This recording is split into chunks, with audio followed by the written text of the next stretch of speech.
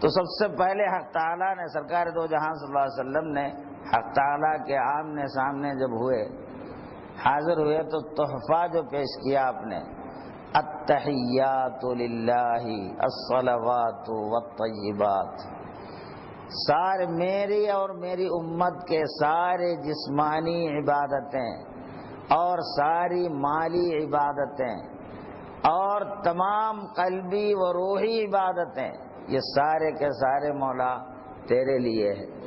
التحیات للہ الصلوات والطیبات، دربار الہی میں سرکار دو جہاں صلی اللہ علیہ وسلم اپنے اور اپنے غلاموں کے سارے نیکیوں کو دربار الہی میں پیش فرمایا۔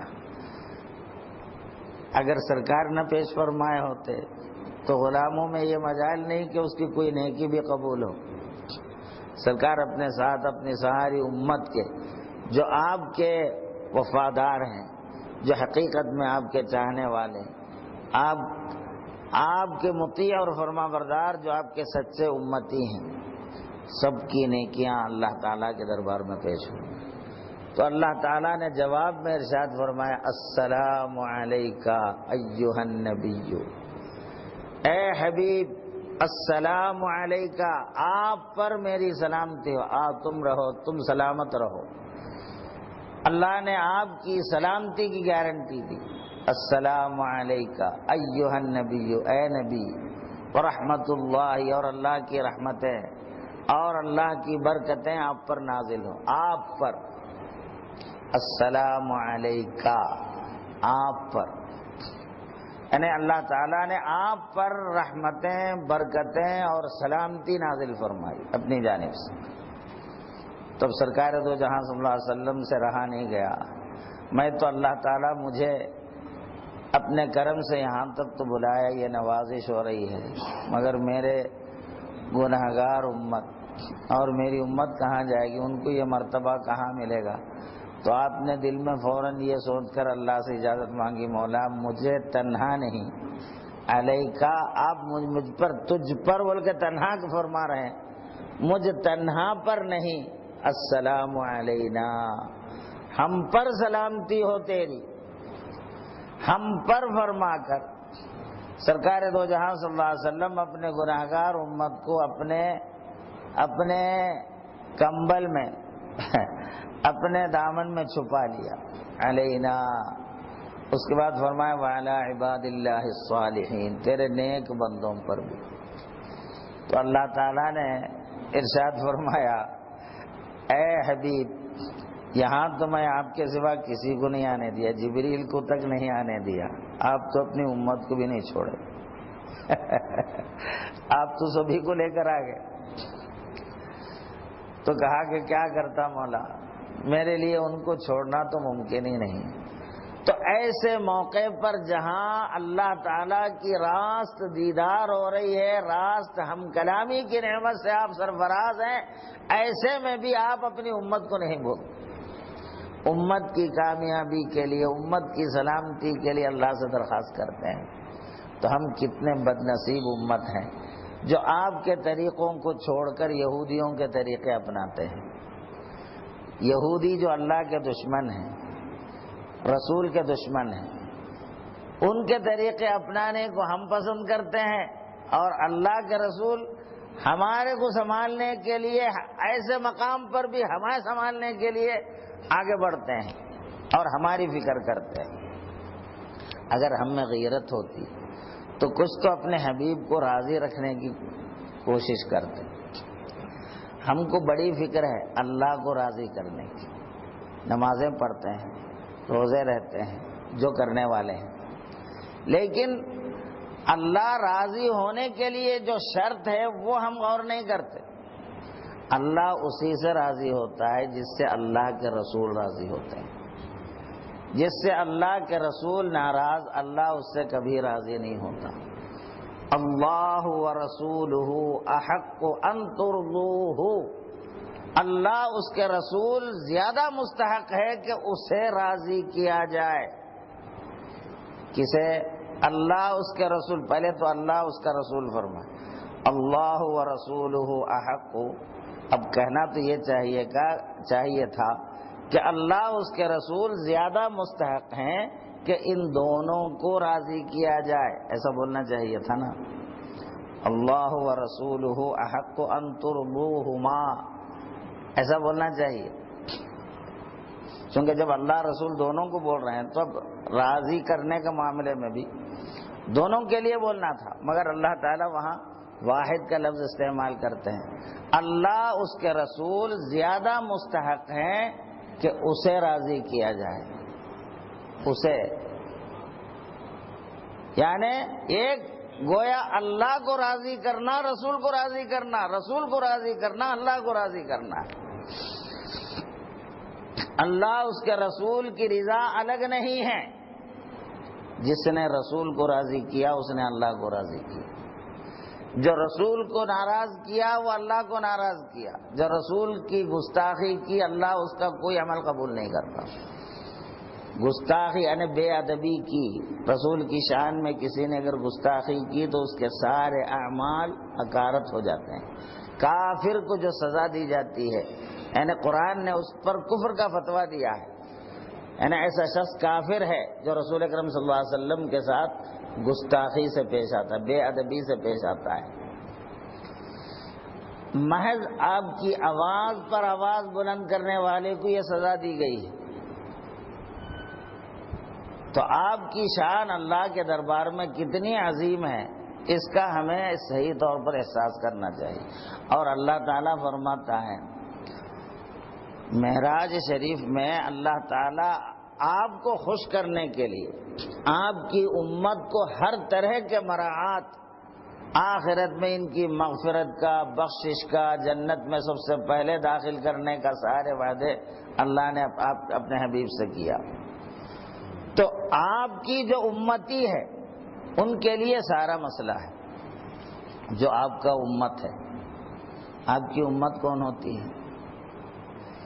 جو آپ کا وفادار، آپ پر ایمان رکھتے ہوں، آپ کا احترام کرتے ہوں اور آپ کی تابع داری کرتے ہوں. جو آپ کی تابع داری نہیں کرتے، مانتے ہیں آپ کو مگر آپ کی تابع داری نہیں کرتے، رسول کا احترام کرتے ہیں، آپ کے احکام کا احترام نہیں کرتے، یعنی آپ کا جو طریقے ہیں، آپ کی جو سنتیں ہیں اس کا احترام نہیں کرتے. کیا مطلب اس کا؟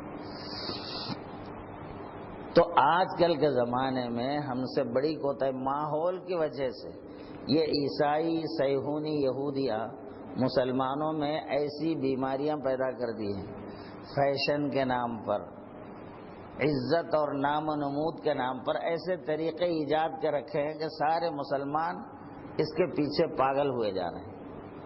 ان کو پتہ نہیں ہے کہ ہم کون سے رخ اختیار کر رہے ہیں.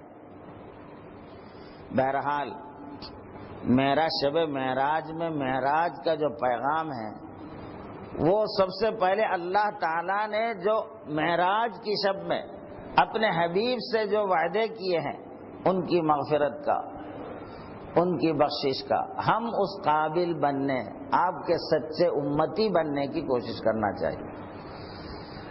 اور تحفے معراج کے طور پر اللہ نے جو عنایت فرمایا ہے، کیونکہ آپ ساری امت کا نمائندہ بن کر آپ تشریف لے گئے، آپ ساری امت کے رسول ہیں، تو آپ کو وہاں جا کر اس اعلیٰ مقام پر بھی آپ اپنی امت کو نہیں بھول سکے.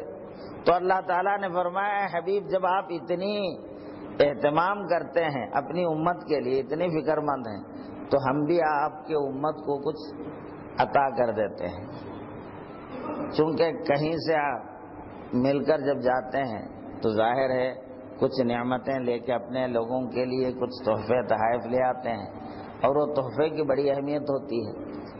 تو 50 وقت کی نمازیں اس امت کے لیے اللہ نے فرض کر دی، ایک رات اور ایک دن. ایک رات اور دن 24 گھنٹے میں 50 وقت نماز پڑھنا فرض کیا گیا، کیونکہ سرکار دو جہاں صلی اللہ علیہ وسلم اس وقت دیدار الہی کے کیفیات میں مستغرق تھے. اللہ کی راست دیدار، ہم کلامی کی لذتوں سے سرشار مستی کا عالم تھا. 50 وقت کیا 500 نمازیں دیتے بھی تو لے کے آ جاتے. اب وہاں سے پھر چھٹے آسمان پر جب واپس پہنچے تو وہاں موسیٰ علیہ السلام تھے، موسیٰ علیہ السلام نے پوچھا کہ اے حبیب، اے اللہ کے رسول، اللہ نے آپ کی امت کے لیے کیا عطا کیا ہے؟ تو کہا کہ 50 وقت کی نمازیں۔ تو کہا کہ میں بنی اسرائیل جو میری امت ہے آپ کی امت سے بھی زیادہ توانا، تندرست، جسمانی اعتبار سے بہت مضبوط لوگ تھے، مگر ان پر میں نے آزمایا تو وہ ذری بھی وہ میرا ساتھ نہیں دے پائے۔ آپ کی امت تو اور کمزور ہے، تو یہ 50 وقت کی نماز آپ کی امت نہیں پڑھ سکے گی، نتیجہ یہ ہوگا کہ پورے جہنمی ہو جائیں گے۔ لہذا اپنے رب سے جا کر کم کرائیے۔ اب موسیٰ علیہ السلام کے کہنے پر آپ سوچتے ہیں واقعی صحیح ہے، امت کو مشکل میں ڈالنا آپ کو بھی گوارا نہیں تھا، تو آپ نے فوراً واپس ہو جاتے ہیں وہاں سے۔ پہلے تو جبریل لے جا رہے تھے وہ اہتمام، اب اہتمام کی ضرورت نہیں ہے، اب تو اپنا ہی گھر ہے، چاہے ادھر چلے چاہے ادھر آئے، ایک کمرے سے وہ کمرے کو جا رہے ہیں، وہ کمرے سے ایک کمرے کو جیسا آ رہے ہیں۔ اس طرح سرکار دو جہاں صلی اللہ علیہ وسلم چھٹے آسمان سے عرش الہی پر پہنچتے ہیں، وہاں سے پھر واپس آتے ہیں، پھر موسیٰ علیہ السلام کے کہنے پر پھر چلے جاتے ہیں۔ اس طرح کئی چکر کاٹنے کے بعد پہلی دفعہ 10 نمازیں کم کر دی گئی، پھر 10 نماز، پھر 10 نماز، اس طرح اخیر میں 5 نمازیں کر دی گئی۔ اب سرکار وہ لے کے آ رہے، موسیٰ علیہ السلام نے پوچھا اب کتنا ہوا؟ تو 5 وقت کی نماز، یہ بھی بہت زیادہ ہے اور کم کرائیے۔ تو سرکار نے فرمایا اب مجھے شرم آتی ہے، بہت ہو گیا، ٹھیک ہے میں راضی ہوں، 5 وقت کی نماز میری امت کے لیے۔ تو یہ 5 وقت کی نماز لے کر آپ تشریف لا رہے ہیں، اللہ کی جانب سے اعلان ہوا اے حبیب، ہمارے جو دربار کا جو اصول ہے وہ یہ ہے، ہمارے پاس احکام تبدیل نہیں ہوتے، ہم نے جو فیصلہ کیا سو کیا ہے۔ تو ہم نے 50 نمازیں دی تھی، نماز تو 50 ہی ہوں گے، لیکن آپ کی امت کو پڑھنا صرف 5 ہوگا، ثواب 50 ہی کا ملے گا انہیں۔ تو 5 وقت کی نماز یعنی اللہ تعالیٰ کے دربار میں حبیب کی حاضری کی نعمت امت کو نماز کی صورت میں اللہ تعالیٰ نے عطا فرمایا۔ اور یہ نماز کی خصوصیت یہ ہے کہ جتنے احکام ہیں، روزہ اور دیگر جتنے احکام، سب جبریل علیہ السلام کے واسطے سے زمین پر بھیجا گیا۔ اور یہ نماز کے لیے، نماز اللہ تعالیٰ خود راست اپنے حبیب کو عطا کرتے ہیں، وہ بھی عرش الہی پر۔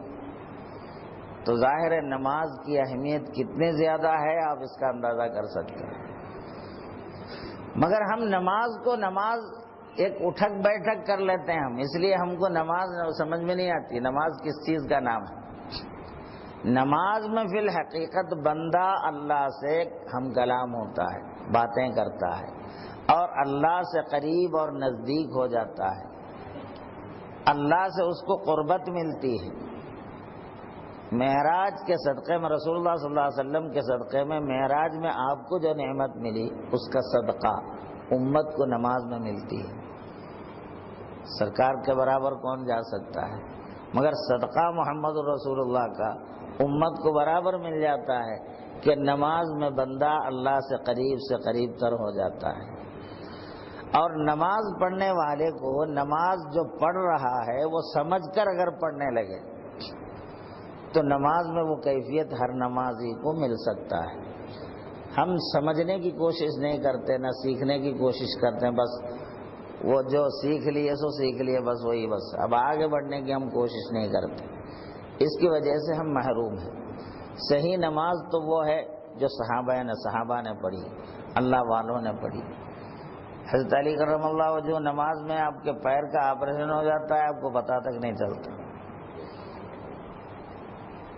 ہم کو تو مکھی ستاتا ہے، مچھر ستاتے ہیں، کبھی ادھر کھو جاتے ہیں، کبھی ادھر کھو جاتے ہیں، کبھی ناک کے اندر انگلیاں ڈال دیتے ہیں، کبھی ہم جیب کو ٹٹولتے رہتے۔ نماز میں سارے دھندے ہم کر لیتے، آنے والے کا پتہ معلوم، ہمارے کو جانے والے کا معلوم، کون کون آزو بازو کیا کر رہا سب ہم دیکھ لیتے ہیں نماز میں۔ یہ ہماری نماز اور ایک وہ نماز ہے کہ نمازی کو سوائے حق کے کچھ بھی نظر نہیں آتا۔ اب سرکار دو جہاں صلی اللہ علیہ وسلم معراج میں تشریف لے جا رہے ہیں، چاروں طرف سے فرشتے، مختلف لوگ آواز دے رہے ہیں کہ اللہ کے حبیب ذرا ہمارے طرف بھی نگاہ فرمائیے، ذرا میرے طرف بھی، سرکار ہے کہ کسی طرف دیکھنے تیار نہیں۔ آپ فرماتے میں مجبور ہوں، اس مقام پر آنے والا جب حق تعالیٰ کی جانب متوجہ ہوتا ہے تو اس سے ممکن نہیں ہوتا کہ کسی اور طرف توجہ کرے۔ تو نمازی نماز میں داخل ہوتے ہی اس سے یہ ممکن نہیں ہوتا کہ اللہ کے علاوہ کسی اور کی طرف متوجہ رہے۔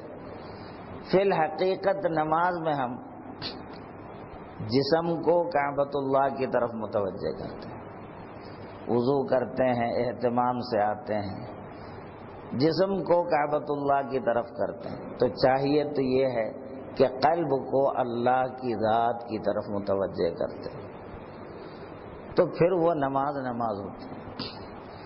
اس کے لیے وہ نماز کا جو طریقہ ہے اس کو ایک تو سیکھنے کی ہمیں ضرورت ہے، نماز کیسے پڑھی جاتی ہے۔ خود حضور صلی اللہ علیہ وسلم نے ہمیں تلقین فرمائی، نماز ایسی پڑھو، عبادت ایسی کرو، مطلق عبادت چاہے نماز ہو یا کوئی اور۔ ان تعبد اللہ کأنک تراہ، تو اللہ اپنے رب کی عبادت ایسی کر کہ تو اسے دیکھ رہا ہے۔ وَإِن لَمْ تَكُنْ تَرَاهُ، اگر تو اسے نہیں دیکھتا ہے تو فَإِنَّهُ يَرَاكَ، کم سے کم یہ ادراک اور یہ احساس رکھ کہ وہ تجھے دیکھ رہا ہے۔ تو نماز میں آنے سے پہلے، بلکہ نماز میں آتے ہی بندے کو یہ احساس کر لینا چاہیے میں اپنے پروردگار، اپنے رب کے دربار میں حاضر ہوا ہوں، میرا رب مجھے، میرے دل کو دیکھ رہا ہے۔ یہ احساس نماز میں پوری قائم رکھ لینا چاہیے، رب کے سامنے ہوں، رب مجھے دیکھ رہا، میرے دل کو دیکھ رہا ہے۔ کم سے کم یہ سب سے کم درجہ ہے۔ یہ درجہ اگر آپ کا صحیح رہے، یہ ادراک اگر آپ نماز میں قائم رکھتے تو نماز میں کوئی اور خیال تو کم سے کم نہیں آتا۔ نماز میں ہمارا جیسا دل جو بھٹکتا رہتا ہے ادھر ادھر، اس سے تو کم سے کم ہمارے دل کو ہم بچا سکتے ہیں کہ نماز میں دل کو بھی حاضر کر سکتے ہیں کہ یہ سمجھ کر کہ میں اپنے رب کے دربار میں ہوں اور میرا رب میرے دل کو دیکھ رہا۔ یہی ادراک کے ساتھ پوری نماز پڑھو۔ بہرحال نماز کی پوری تفصیل اگر میں بیان کرنے لگوں تو ایک بیان اب یہ تقریروں میں تو سب ممکن نہیں ہوتا۔ بہرحال جتنا بھی ممکن ہو میں آپ کے سامنے اس لیے عرض کر رہا ہوں کہ کوشش کر کے دیکھ لیں، کچھ تو بن جا سکتی ہے۔ اگر ہم کوشش کر لیں گے تو ممکن ہو کچھ احوال ہماری بدل جائے۔ اور ہم کو یہ سوچنا بھی چاہیے کہ یہ ہماری یہ نماز ہو یا جتنے اللہ کے ہر حکم ہمارے لیے ہماری آخرت کا سرمایہ ہے۔ ہم کو یہ جو زندگی ہے، ہم یہاں انسانوں کو، لوگوں کو خوش کرنے کے چکر میں جو پڑے ہوئے ہیں، لوگ کیا سوچیں گے، لوگ کیا بولیں گے، بیوی کیا بولے گی، بچے کیا بولیں گے، ساتھیاں کیا بولیں گے، لوگ کیا بولیں گے، جب تک یہ لوگوں سے بڑھ کر اللہ کی محبت اور اللہ کی اہمیت ہمارے قلوب میں طاری نہ ہو، ہم صحیح معنی میں ایمان والے ہی نہیں بنتے۔ صحیح معنی میں ایمان والے ہونے کے لیے لوگوں سے بڑھ کر، بیوی بچوں سے بڑھ کر، سب سے بڑھ کر اللہ، اس کے رسول کی اہمیت، اللہ اس کے رسول کا ڈر اور اہمیت ہمارے قلب میں طاری رہنا چاہیے۔ اللہ اس کے رسول سے محبت بھی، کم سے کم اگر اتنا بھی نہ ہو تو اللہ پر ہم ایمان لا کر، اللہ کو اپنا رب مان کر، اللہ کو اپنا الہ اور معبود مان کر اس کو اتنا بھی مرتبہ نہیں دیتے کہ لوگوں کی خاطر ہم اللہ کی پسند کو چھوڑ دیتے، یعنی لوگ کیا بولیں گے بول کے اللہ کی پسند کو ہم چھوڑ دیتے، رسول کی پسند کو چھوڑ دیتے، تو پھر ہمارے اندر ایمان کیا ہے؟ معبود جس کو ہم مانتے ہیں، جس کو اپنا رب مانتے ہیں، اس کی خوشنودی، اس کی رضا کی اتنی اہمیت نہیں، اس سے زیادہ ہم کو لوگ کیا بولیں گے، لوگوں کی رضا کی اہمیت زیادہ ہے یا اپنے خواہشات نفس کی اہمیت زیادہ ہے۔ تو معراج کے شب میں اللہ تعالیٰ اپنے کرم سے اس کے حبیب کے چرچا کرنے کے لیے، کیونکہ سرکار دو جہاں صلی اللہ علیہ وسلم کے مراتب کو، آپ کے مقامات کو سمجھنے سے ہم آپ کے غلام ہیں، آپ کی امتی ہیں. جتنا زیادہ آپ کے مرتبے کو ہم سمجھیں گے اتنا ہی ہمارے اندر آپ کا ایمان، آپ کی عظمت میں اضافہ ہوگا. سارے انبیاء ترستے رہ گئے، کسی کو یہ مقام نصیب نہیں ہوا. بیت المقدس میں جب آپ پہنچے تو سارے انبیاء وہاں جمع تھے. اس میں کئی ایک واقعی تو صحیح ترین حدیث سے ثابت ہے، حدیث مشہور سے ثابت ہے کہ سارے انبیاء بیت المقدس میں جمع تھے. سارے انبیاء کی روحیں نہیں، سارے انبیاء اپنے جسموں کے ساتھ. تو معلوم ہوا کہ انبیاء حالانکہ وفات ہونے کے باوجود، اس عالم سے پردہ فرمانے کے باوجود اپنے جسم کے ساتھ زندہ ہیں.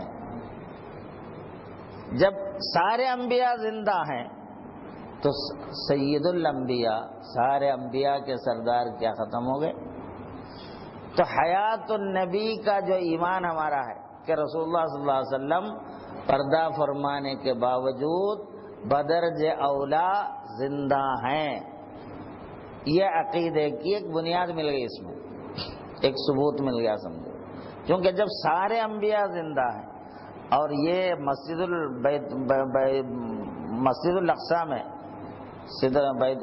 الاقصی میں سرکار جو سارے انبیاء کی امامت فرمائی، تو امامت کس کی کرتے؟ کیا روحوں کی؟ روح کا تو کوئی وہی نہیں ہوتا، روح کے لیے تو نماز ہی نہیں ہے، روح تو نماز بھی نہیں پڑھتی.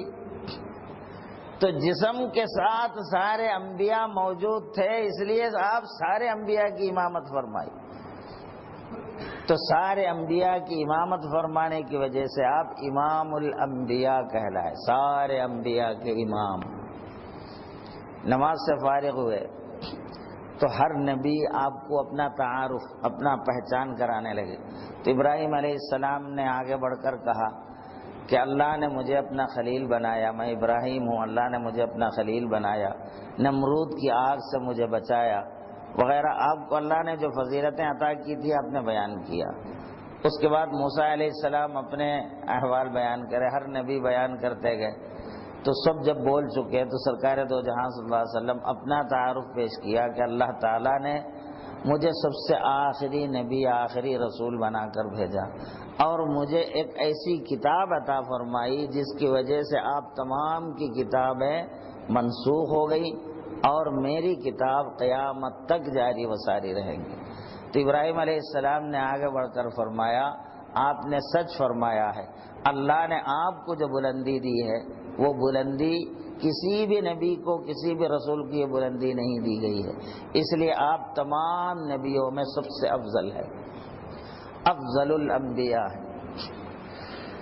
تو آپ کو جو قرآن دی گئی، آپ کا یہ قرآن آج ہمارے سامنے، یہ قرآن مجید خود زندہ معجزہ ہے. یہودی وہ زمانے میں بھی، یہودی خود اپنی کتاب کو برباد کرے، تورات جو ان پر نازل ہوا تھا اس میں اتنی تبدیلیاں کرے، اتنے تبدیلیاں کرے کہ اب آج کل جو انجیل یا تورات ہے، مختلف ناموں سے انگریزی میں وہ کتابیں ملتی ہیں مگر اصل کتاب کا تو نام و نشان بھی نہیں. انجیل جس کو بائبل کہتے ہیں، تو بائبل خریدنے کے لیے کوئی اگر کتاب کی دکان میں گیا مجھے بائبل چاہیے تو بیچنے والا پوچھتا کون سا بائبل؟ تو 6 قسم کے بائبل ہیں. تو ایک بائبل نہیں ہے، اصل تو آسمان سے تو ایک ہی تو نازل ہوا تھا، یہ 6 کہاں سے آ گئے؟ یعنی اتنے اس میں تبدیلیاں آ گئی، اتنی بگڑ گئی ہیں کہ اصل چیز تو نام و نشان نہیں رہا. تو وہ لوگ عیسائیاں اور یہودیاں اپنے کتاب کو تک برباد کر ڈالے، اپنے خواہشات کے نفس کو وہ کرنے کے لیے بڑھاوا دینے اور پبلک کو، عوام کو بیوقوف بنا کر اپنا الو سیدھا کرنے کے لیے احکام الہی میں تبدیلیاں کرتے رہے. بادشاہوں کو خوش کرنے کے لیے احکام بدلتے، امیروں کے واسطے احکام بدلتے. سو وہاں کے علماء جو چاہے کرتے رہے، اصل تورات ہی ختم ہو گئی. قرآن مجید کو چونکہ تورات، انجیل، زبور وغیرہ اللہ نے اس کی حفاظت کی ذمہ داری اس امت کے حوالے کی تھی، تو امت تو اس کی قدر نہیں کرے، اس کی حفاظت بھی نہیں کرے. اور قرآن مجید کی حفاظت اللہ اپنے ہاتھ میں رکھا. اور قرآن میں اللہ فرماتا ہے اِنَّ عَلَيْنَا وَإِنَّا لَهُ لَحَافِظِينَ، ہم اس کے محافظ ہیں. قرآن کے محافظ خود ہم ہیں. اللہ تعالیٰ قرآن کی حفاظت کی ذمہ داری اپنے ہاتھوں میں رکھا. اس کا نتیجہ ہے آج 1400 سال 1500 سال گزر گیا، ایک زبر زیر کو فرق نہیں آنے دیا ہے. آپ افریقہ میں جا کے دیکھو، ان کے پاس جو قرآن مجید ہے یا ہندوستان کے قرآن مجید میں ایک زیر زبر کا فرق نہیں ملے گا، ایک حرف کی تبدیلی نہیں ملے گی. یہودیوں نے حالانکہ ہزار حاجتن کر ڈالے قرآن مجید میں تبدیلیاں کرنے، اس کی اصلی صورت کو ختم کرنے کے واسطے کتنی تدبیریں کی ہے کہ بیان سے باہر. مگر خود قرآن چیلنج کیا، اگر تم میں ہمت ہے، اگر یہ اللہ کا کلام نہیں ہوتا، کسی انسان کا کلام ہے، تو اس کے برابر ایک چھوٹا سورہ تم لاؤ. اِنَّا أَعْطَيْنَاكَ الْكَوْثَرَ فَصَلِّ لِرَبِّكَ وَانْحَرْ إِنَّ شَانِئَكَ هُوَ الْأَبْتَرُ. سب سے چھوٹا سورہ، اتنا ایک سورہ تم بنا کے لاؤ جو اس کا ہم وزن ہو، معنی میں، غیبی باتیں بتانے میں، اور فصاحت میں، بلاغت میں، کلام کی خوبیوں میں، اس کا ہم وزن ایک سورہ بنا کے لاؤ. تم پورے مل جاؤ آپس میں. اگر محمد رسول اللہ یہ قرآن کو اپنے طور پر بنائے ہیں تو وہ تو پڑھے لکھے بھی نہیں تھے. سرکار دو جہاں صلی اللہ علیہ وسلم نے نہ کسی سے پڑھنا سیکھا نہ لکھنا سیکھا، جبکہ عرب کے لوگ پڑھے لکھے، عربی زبان کے فصاحت و بلاغت میں اپنے کو ماہر، بلکہ ساری دنیا میں سب سے اعلیٰ سمجھتے تھے. وہ بعض اشعار اپنا بناتے، کعبۃ اللہ میں لٹکاتے تھے، یعنی اس کی شہرت دینے کے لیے. تو عربوں کو چیلنج کیا گیا، اور وہ چیلنج آج بھی ہے. پوری عیسائی دنیا، پوری یہودی دنیا آج بھی کوشش کر رہی ہے، مگر کتنے بدلنے، کئی کتابیں اس کے مقابل لکھ کے عام کرنے کے واسطے. پہلے تو قرآن کو ختم کرنے کا پروگرام بنایا وہ لوگوں نے. قرآن ختم کرنے کا پروگرام بنا کے کیا کرنے لگے، ایک مرتبہ یہودیوں کی سازش، عیسائیوں کی، جس کے نہ قرآن ملتا زیادہ پیسہ دے کے خرید لیتے. خرید رہے قرآن خریدتے جانا. لوگوں نے پوچھا کئی کو خرید رہے اتنا؟ تو کہا کہ یہ پورا خرید کے ہم جلا کے ختم کر ڈالتے ہوئے. ایسا یہ پروگرام ہے تمہارا؟ تو تم پورا خرید کے ختم کر دو. علماء نے مصطفیٰ میں ہزاروں لاکھوں ایسے لوگ ہیں، 1 گھنٹے میں بیٹھ کے پھر لکھا دیتے. ایک دن میں، 1 گھنٹہ نہ صحیح، 1 دن میں پورا قرآن کے جو حفاظ کرام ہیں، حافظین جو قرآن کے ہیں. اب یہ نسخے جلا لینے سے کیا قرآن ختم ہو سکتا ہے؟ تھوڑا ہی. اللہ نے قرآن کے حفظ کرنے والے ہزاروں پیدا کیے ہیں، جن کو پورا زیر زبر کے ساتھ ازبر یاد ہے. اب وہ بیٹھ کے لکھانے لگے تو 1 دن میں پھر لکھا دیتے، تو ہر ہزاروں نسخے تیار ہو جاتے. پھر تو وہ لگا صحیح ہے، بیکار ہے، اس کے ایسا کام کرنے سے حاصل نہیں، وہ چیز توبہ کر لیا اس سے. مگر پھر اس میں کچھ نہ کچھ داخل کرنے کے لیے نئے طریقے سے نئے نسخے بنانے کرنے سازشیں تو چل رہی ہیں دنیا بھر میں. یہودیوں، اسرائیلیوں میں، اسرائیل میں تو اس کا تو باضابطہ پروگرام بنتا ہے، مگر آج تک اس میں ایک زیر زبر کا فرق نہیں ہے. یہ خود اللہ تعالیٰ نے ہمارے ہاتھوں میں زندہ معجزہ قرآن مجید کی صورت میں کہ محمد الرسول اللہ اللہ کے رسول ہیں، اور یہ قرآن اللہ کے کلام ہے کہ اس میں کوئی تبدیل نہیں کر سکتا. اس کے لیے سب سے بہترین ثبوت ہمارے ہاتھوں میں قرآن مجید کی صورت ہے. آج بھی زندہ معجزہ ہے. ہم سرکار کو تو نہیں دیکھے، سرکار کو دیکھنے کا تو ہم کو شرف نہیں ملا، ہم بدکار کہاں دیکھ پاتے سرکار کو.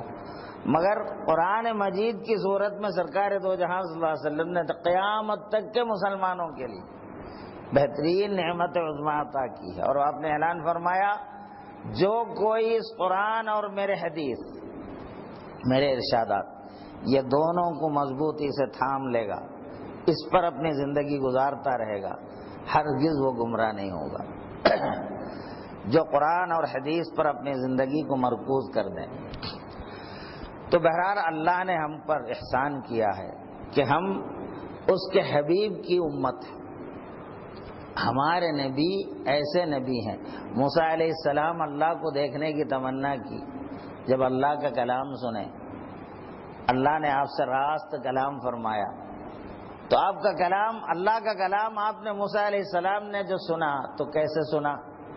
تو مفسرین لکھتے ہیں کہ اللہ تعالیٰ کوئی ایک جگہ تو نہیں، اب میں آپ سے گفتگو کروں تو ایک جانب سے میری آواز آتی ہے نا، ادھر سے تو میری آواز نہیں آئے گی نا، ادھر سے نہیں آئے گی، یہاں سے جائے گی، کیونکہ میں یہاں ہوں۔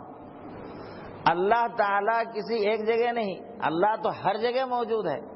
تو موسیٰ علیہ السلام جب اللہ کا کلام سن رہے تھے تو اللہ کا کلام آپ کو چاروں طرف سے آپ کے اندر باہر سے آ رہی تھی، کلام الہی۔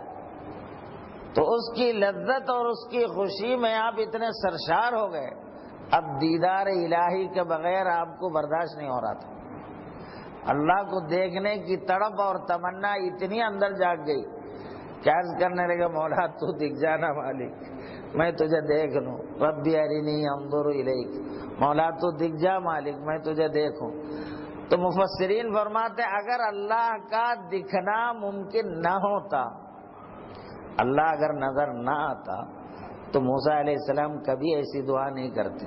جو ناممکن ہے اس کی دعا کوئی رسول کبھی نہیں کرتا، جو چیز ناممکن ہے اس کی دعا رسول سے نہیں ہوتی۔ کوئی جاہل آدمی، میرے جیسا آدمی بول سکتا ہے، لیکن موسیٰ علیہ السلام اللہ کے رسول ہیں، تو آپ ایسی چیز کی دعا ہرگز نہیں کر سکتے جو ناممکن ہے۔ تو اس سے ثابت ہوا کہ اللہ کا دکھنا ممکن ہے، اللہ دکھتا ہے، لیکن دیکھنے کی ہم میں آنکھیں نہیں ہیں، ہماری آنکھوں میں وہ صلاحیت نہیں ہے کہ ہم اللہ کو دیکھ پاتے۔ ہم اللہ تو دور کی بات، ہم ہوا کو نہیں دیکھ سکتے جو مخلوق ہے ہمارے آس پاس، ہم محسوس کرتے ہیں ہوا اپنے جسم پہ، اس کو ہم دیکھ نہیں سکتے آنکھوں سے۔ کرنٹ کو دیکھ نہیں سکتے، ہاتھ لگایا تو سمجھ میں آ جاتا لیکن دیکھ نہیں سکتے آپ اس کو۔ تو کئی مخلوق ایسے ہیں جس کو ہم دیکھ نہیں پاتے، اللہ کو دیکھنا۔ اب جنت میں اللہ کی دیدار ملے گی ایمان والوں کو۔ اللہ نے جن کو جنت میں داخل کیا، اللہ تعالیٰ کی دیدار ان کو وہاں ہر مومن کو ملے گی۔ یومئذ وجوہ یومئذ ناظرۃ الی ربها ناظرہ، اس دن کچھ چہرے ایسے تر و تازہ ہوں گے جو اپنے رب کو دیکھتے ہوئے ہوں گے۔ تو رب کی دیدار، سرکار دو جہاں صلی اللہ علیہ وسلم نے فرمایا انکم سترون ربکم، بے شک تم اپنے رب کو عن قریب دیکھو گے قیامت کے دن، یعنی جنت میں جیسا اب تم 14ویں کے چاند کو صاف اور کھلا دیکھتے ہو، اس طرح صاف صاف اللہ کو تم دیکھو گے۔ تو جنت میں سب سے بڑی نعمت اللہ کو دیکھنا ہے، اس سے بڑھ کر کوئی نعمت نہیں ہوتی۔ اللہ کو دیکھنے کے بعد اب جنت کے مزے بھی پھیکے پڑ جاتے۔ اب جنت کی نعمتیں، وہاں کی خوشیاں تو اب خوشی نہیں لگتی، کیونکہ دیدار الہی کے بعد تو سب چیزیں پھیکی ہو جاتی ہیں۔ مگر اللہ تعالیٰ پھر اپنے کو حجاب، چونکہ دیکھتے رہے تو اب کوئی کام نہیں کرتے، پھر فقط دیکھتے ہی رہ جاتے، اللہ کے دیدار کے سوا اور کچھ نہیں کرتے۔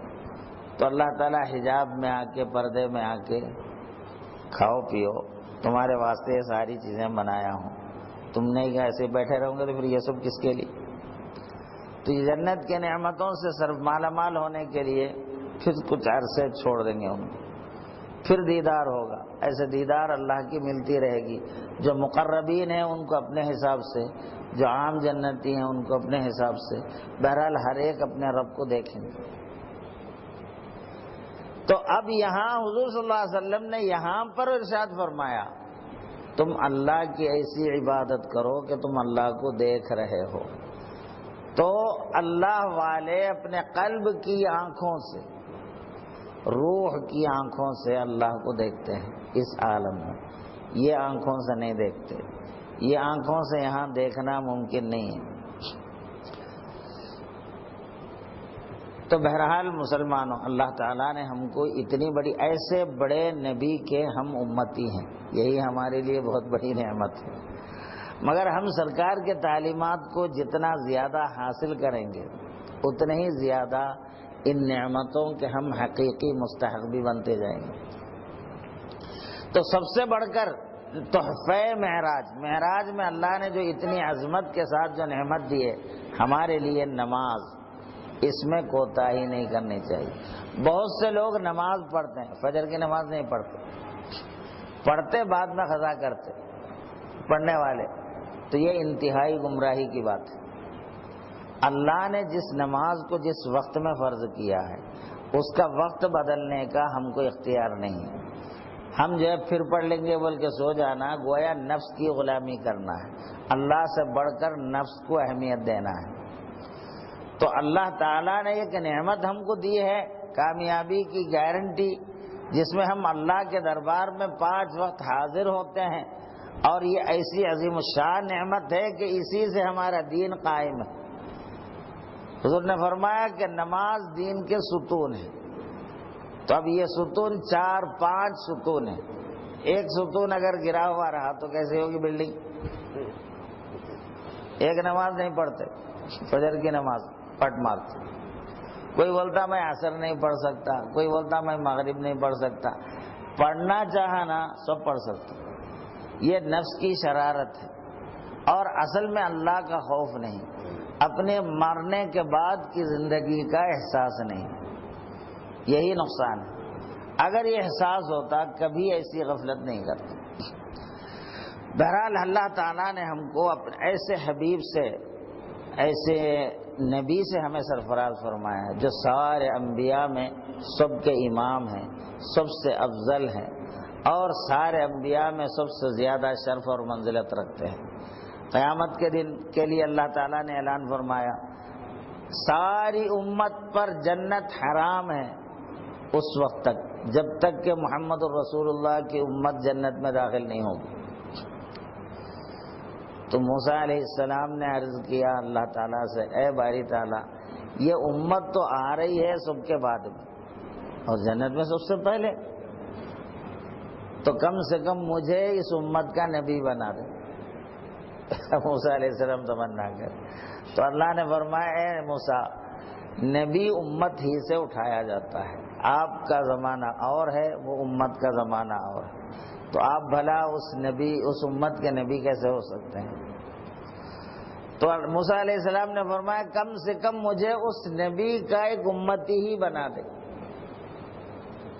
تو یہ امتی بننے کی آپ تمنا کرتے ہیں اللہ تعالیٰ کے دربار میں، تو ہم امتی اللہ کے فضل سے ہے، لیکن ہماری بدماشیوں کی وجہ سے ہم گمتی بنے ہوئے ہیں، جو نبی کے حکم نہیں مانتے، جو نبی کا احترام نہیں کرتے، پھر وہ امتی کہاں رہا ہو؟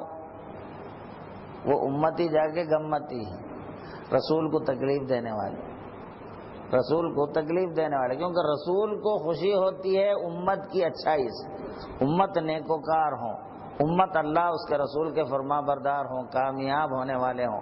ایسی جتنی امت زیادہ ہوگی اتنی نبی کو خوشی ہوگی، اور امت جتنے زیادہ نافرمان رہے گی، کیا نبی کو سارے انبیاء کے سامنے صورت دکھانے کے لیے کیا رہ جاتا ہے کہ یہ میرے امتی ہیں کہنے کے لیے؟ ہم جب پیش ہوں گے ہمارے اعمال، ہمارے احوال کیا اس لائق ہیں کہ رسول اکرم صلی اللہ علیہ وسلم یہ کہے خوشی سے کہ یہ میری امتی ہیں؟ تو ہم کو یہ سوچنا چاہیے مرنے سے پہلے کم سے کم ہم اپنی زندگی ایسی ہو کہ اللہ کے رسول ہم کو دیکھ کر ہم سے خوش ہو جائے، اور ہم اللہ سے خوش، اللہ اس کے رسول ہم سے خوش، تو یہ کچھ کامیابی کی زندگی ہو سکتی ہے۔ تو میں اپنے بیان کو مختصر کرتا ہوں کیونکہ ابھی بیان ہے، لوگ ایک اٹھ کے جو ہے جاتے جا رہے ہیں، مگر آج جب جاگنا ٹھہرا ہے تو کسی کو تو کوفت نہیں ہونا چاہیے۔ ویسے رسول اکرم صلی اللہ علیہ وسلم کی محبت کی آگ جس کے دل میں ہے، جس کو بھی رسول اللہ سے محبت ہے، وہ سرکار کی تعریف اور آپ کے اوصاف، آپ کے معراج کے واقعات سن کر تو تھکنا نہیں چاہیے، ہاں اس کو تو خوشی ہوتی ہے اس میں، کیونکہ اپنے حبیب کی شان، اپنے حبیب کی بلندی سن کر تو خوشی ہوتی ہے۔ اور کوشش یہ کرنا ہے کہ ہم سے جو نادانیاں ہو رہی ہے وہ کم سے کم ہم سے چھوٹ جائے، ہم خود بھی بنیں سنتوں کے پابند اور اپنے بیوی بچوں کو بھی بنائیں سنتوں کے پابند، تاکہ وہ بھی مرنے کے بعد کی زندگی میں نقصان اٹھانے والے نہ رہے۔ جیسے ہم اپنے بچوں کو اچھے مستقبل دینے کی فکر کرتے ہیں، یہاں پر ڈاکٹر بنانا چاہتے ہیں، انجینئر بنانا چاہتے ہیں، تاکہ اس کی زندگی اچھی رہے، تو مرنے کے بعد وہ جہنم میں جائے، کیا آپ اس کو گوارا کریں گے؟ تو اپنے بچوں کو سب سے پہلے دیندار بناؤ، اللہ والے بناؤ، اس کے لیے کوشش کرو، جو بھی کوشش کر سکتے ہیں، ڈاکٹر بھی بناؤ ساتھ میں، انجینئر بھی بناؤ ساتھ میں، مگر سب سے زیادہ اہمیت کے ساتھ اس کو اللہ والا بناؤ اور دین کا پابند بناؤ، تاکہ اس کی زندگی جہنم میں جلنا نہ پڑے اور اس کا انجام خراب نہ ہو۔ چاہے ہماری بیٹیاں ہوں، چاہے بیٹے ہوں، کوئی بھی ہوں، تو یہ ان کو ہم اگر دین کا پابند نہیں بنائیں گے تو یہ لوگ انجام کار آخرت میں نقصان اٹھانے والے بن جائیں۔ تو اس لیے ہم کو یہ ساری چیزوں سے بچنا چاہیے۔ اب سرکار دو جہاں صلی اللہ علیہ وسلم نے معراج کی رات میں جو امت کے احوال ملاحظہ فرمائے ہیں وہ ساری تفصیلات ہیں، انشاءاللہ شاید ہمارے امام صاحب آپ کو سنائیں گے، تو آپ سننے کی کوشش کیجئے۔ اور جو بھی ہے واقع معراج تو ویسے تو ہر سال ہم سنتے آ رہے ہیں، ایک محبت ہے کہ اس میں ہم کو بار بار اس لیے سننا پڑتا تھا کہ ایمان میں تازگی پیدا ہو، جو سنے ہیں اسی کو سننا ہے۔ قرآن مجید 30 پارے جو ملے ہیں بس وہی ہے، اب کوئی امام یا کوئی خطیب اپنی طرف سے اس کو بڑھا کے کوئی 60 پارے تو نہیں کر سکتا نا، جو ہے وہی سنانا ہے، وہی سننا ہے، بار بار سننا ہے اور اسی کو عمل میں لانا ہے۔ اللہ تعالیٰ سے دعا ہے کہ اللہ ہم جو کچھ بھی کہیں ہیں سنے ہیں، ہم سب کو اس پر اخلاص کے ساتھ عمل کرنے کی توفیق عطا فرما یا رب العالمین۔ اور ایک اعلان سماعت فرمائیے، مسجد جو روڈ کی ہے اس کی تعمیر چل رہی ہے، تو جو صاحب استطاعت حضرات جن سے بھی ممکن ہے، ایک ثواب جاری ہے، جاری رہنے والا ثواب، چونکہ مسجد